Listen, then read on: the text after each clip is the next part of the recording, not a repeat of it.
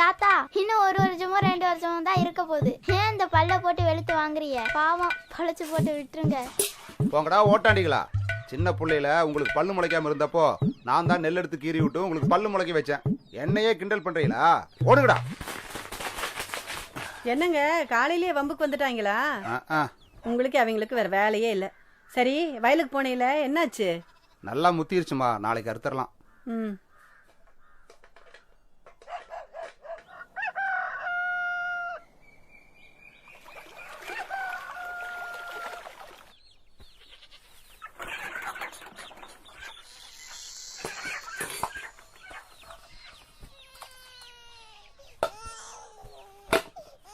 பேர அழுகிறான், போய் பாருங்க.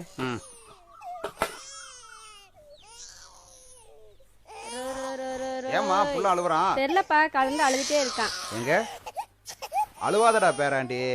இந்த வருஷம் நம்ம வயல்ல விளைஞ்சிருக்கிற நெல்லுமணி அப்படியே உனக்கு பொண்ணுமணி. தாத்தா நான் இருக்கேன். நானும் இருக்கேன்ப்பா. நானும் இதோட 4வது தடவையா கேட்குறேன்ப்பா. இந்த வருஷமாவது எனக்கு ஒரு கீபோர்டு வேணும்ப்பா. ஆமாப்பா, தம்பி நல்லா பாடுறான். மியூசிக் கிளாஸ் போகணுமா? கீபோர்டு வாங்கி கொடுத்துருங்கப்பா.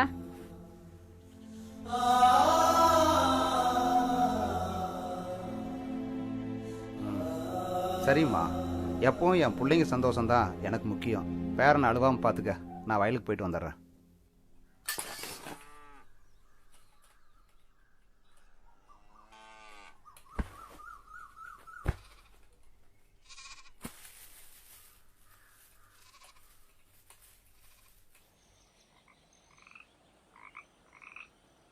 என்னங்க, நம்ம மவளுக்கு தலைப்பிரசவமாயி 3 மாசம் ஆச்சுங்க. நம்ம பேரனுக்கு ஏதாச்சும் நகை வாங்கி போட்டு தாயும் புள்ளையும் மாப்பிள்ளை வீட்டுக்கு அனுப்பி வைக்கணுங்க. அதுதான் பெரிய கவலையா இருக்கு. சரி புள்ள, இந்த வருஷம் அறுவடை முடிச்சதுமே வேலை அதான் புள்ள. எனக்கு ரொம்ப நாளா ஒரு ஆசைங்க. என் மேல தானே? ஆமா, இவர் பெரிய மன்மதர் ஆசா. பேரம் பேத்தி எடுத்ததுக்கு அப்புறம் ஆசையை பாரு. பேரம் பேத்தி எடுத்ததாலதான் நான் பெரிய மன்மதன், இல்லாட்டி சின்ன மன்மதன். நீங்க தான் மெச்சிக்கணும். அதான் இந்த உலகத்துக்கே தெரியுமே. காலமெல்லாம் ரேஷன் அரிசி தான் சாப்பிடுறோம். இந்த வருஷமாச்சு நம்ம வயனெல்லாம் பொங்கி சாப்பிடணும்.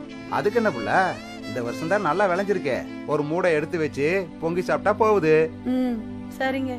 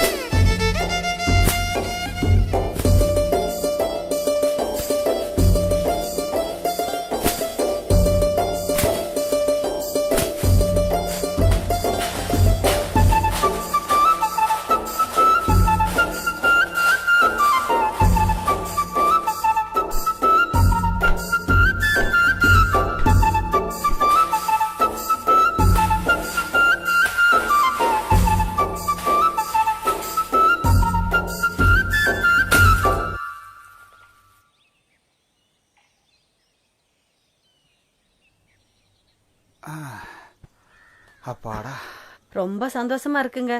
முதல்ல நம்ம பேரனுக்கு கழுத்துக்கு சங்கிலி, இடுப்புக்கு அரணா, விரலுக்கு மோதிரம், காலுக்கு கொலுசு வாங்கி கொடுத்துருணுங்க. சரிம்மா, கஷ்டப்பட்டு உழைச்சோம். நம்மளுக்கு இவ்வளவு இருக்கு. நம்மளுக்காக உழைச்ச அந்த 2 ஜீவனுக்கு இதான் இருக்கு. இத சாக்குல கட்டு. சரிங்க. தாத்தா, நீ இதை அள்ளிக்கிட்டு நான் மூட்டையை வீட்டுல வச்சுட்டு வந்துடுறேன்.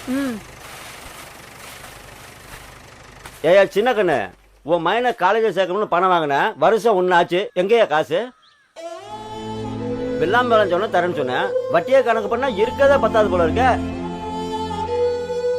இதுக்கு தான் அப்பவே சொன்னேன், நீ ஏன் கஷ்டப்படுற, எதுக்கு உன் மைனுக்கெல்லாம் படிப்பு? வேலைக்கு அனுப்புனா உனக்கு ஒத்தாசையா இருப்பான்ல. உன் மைனை படிக்க வைக்கணும், சொத்தை வித்தாலும் பத்தாது. உன் பையன் படிப்பு தான் உனக்கு சொத்துன்னா இந்த வயல உனக்கு தேவையில்லையே. இப்போ ஒண்ணு கெட்டு போல, ரோட்டோரம் தான் வயா இருக்குது, பிளாட் போட்டு வித்தோம்னா நல்ல விலைக்கு போவோம். வேணாயா, இது என் பரம்பரை சொத்து, எனக்குன்னு இருக்கிறது இது ஒண்ணுதான். இதையும் வித்துட்டு என்னால இனிமே சொத்து சேர்க்க முடியாது. சொத்து சேர்க்காட்டியும் பரவாயில்ல, கடனை வாங்கி சேர்க்காத. கொடுத்த காசுக்கு வட்டி கூட வேணாம், முதலுக்கு இருக்கிறதுல பாதி ஏத்து.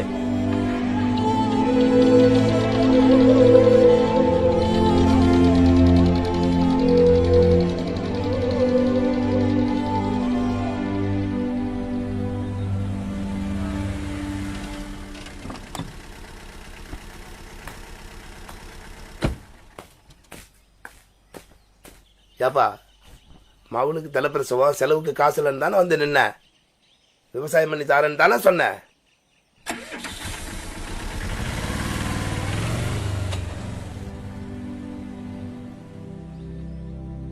என்னங்க இப்படி ஆயிருச்சு? என்ன பண்றது, ஒரு வருஷத்துக்கு முன்னால வாங்கின கடன். இந்த ஒரு மூட்டை நெல்லு அடுத்த போகத்துக்கு விதை நெல்லுமா? சரிங்க, காலமெல்லாம் ரேஷன் அரிசி தான் சாப்பிடுறோம், இந்த வருஷமாச்சு நம்ம வயநெல்ல பொங்கி சாப்பிடணும். என்னங்க என்னையே பார்த்துட்டு இருக்கீங்க? கவலைப்படாதீங்க, அதான் விதை நெல் இருக்க. மறுபடியும் வட்டி கடனை வாங்கி நம்ம பேரனுக்கு நகையை செஞ்சு போட்டு நம்ம மயம் கேட்டதையும் வாங்கி கொடுத்துருவோம். அடுத்த போகத்துல அந்த கடனை வட்டியோட திருப்பி கொடுப்போம். கஷ்டப்பட்டாலும் அன்றாடம் காய்ச்சி குடிக்கிறவங்கள ஏழைன்னு சொல்றாங்க. நம்ம அடுத்த வேளை கஞ்சிக்கு வாங்கின காசை அடுத்த போகத்துல தான் கொடுக்கறோம். அப்ப நம்மள என்ன சொல்றது? போங்க, இந்த விதை நெல்லை வீட்டுல வச்சுட்டு வாங்க. இந்த ஒரு மூட்டையா அடுத்த வருஷம் 50 மூட்டையும் ஆக்கிடுவோம். சரி புள்ள.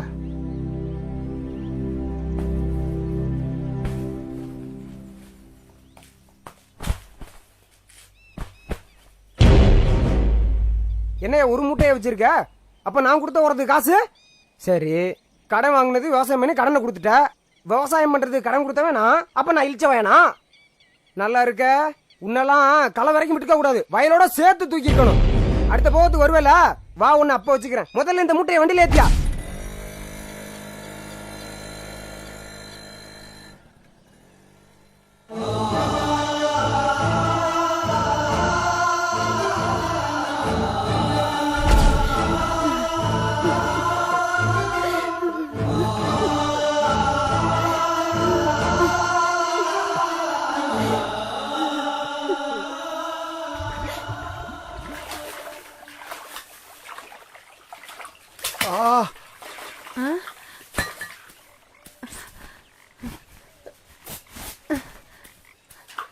என்னாச்சுங்க? உங்ககிட்ட இருக்கிற நல்ல துணி இது ஒண்ணுதான், இதையும் கிழிச்சிட்டியே புள்ள. உங்களை விட சேலை எங்க முக்கியம்? கிழிஞ்சு தானே போச்சு, வீட்டுல போய் தைச்சுக்கிருவோம். ஆனாப்புல நல்ல துணிமணி உனக்கு எடுத்து கொடுக்க முடியலையே புள்ள. அதெல்லாம் வேணாங்க, இருக்கிறத துவைச்சு தச்சு கட்டிக்கிட்டாவே போதும். இனிமே நமக்கு என்ன, எல்லாம் நம்ம பிள்ளைங்களுக்கு தான். அதுலயும் என் மூத்த புள்ள தான் எனக்கு முக்கியம். நான் சொன்ன மூத்த புள்ள நீங்க தான். காட்டுலயும் மேட்லயும் என் கூட சேர்ந்து கஷ்டப்பட்ட ஜீவன் நீ, உன்னைய சந்தோஷப்படுத்தி பார்க்க முடியலையே புள்ள. அப்படியெல்லாம் சொல்லாதையா, எனக்கு புடவையெல்லாம் வேணாம். ஒரே ஒரு பாவாடை தான் மாத்தி மாத்தி கட்டிக்கிறேன், ஒரு உள்பாவாடை மட்டும் எடுத்துக்கூடியா. இந்த போகம் விளைஞ்சதுமே முதல்ல உனக்கு ஒரு நல்ல துணிமணி எடுத்து கொடுக்கணும்.